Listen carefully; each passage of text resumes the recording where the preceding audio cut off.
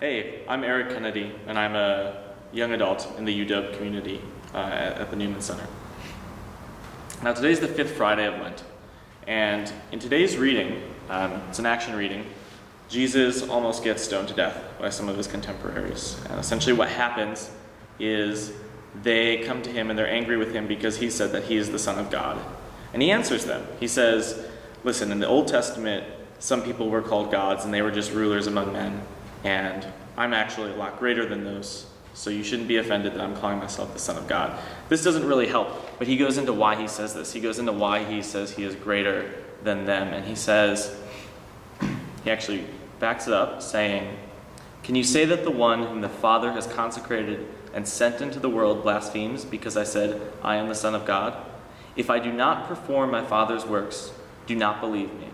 But if I perform them, even if you do not believe me, believe the works, so that you may realize and understand that the Father is in me and I am in the Father." And that sort of sounds like strange advice. I think sometimes we get this idea that blind faith is what Jesus is looking for, or he would never dare us to investigate the works that he's done.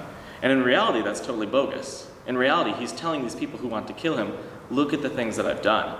And if they had, what would they have seen? They could have talked to tens of thousands of people that he's preached to. They could have talked to people healed of blindness, people healed of bleeding problems, two people raised from the dead, right? A man and a young girl raised from the dead.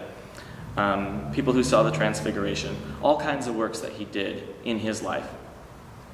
And for us, I think this applies to us too, because you can go and you can talk to a lot of atheists or agnostics or even some Christians who say, there's no miracles anymore, or there never were. There's no such thing as miracles, or maybe there was, but they ended when the Bible was written, and that's that. But I think that's silly too. And I think part of our faith tradition, and not something that's doctrine, not something that is central to it, but something that's really important to the faith lives of a lot of Catholics, including myself, is all the miracles that have happened and all the ways in which Jesus, even though he's not on earth in the same way, is still doing those works. And I think we are invited to still investigate those and still go and look at those. And so it's Lent. This would be a perfect time to do something like that. For starters, I recommend looking into something like Fatima or Eucharistic miracles. And you can Google those and find all kinds of things that really will strengthen your faith. And when I look at my own faith life, I think reading or hearing about those miracles has been something very important to me. And in a sense, I challenge you to do that too.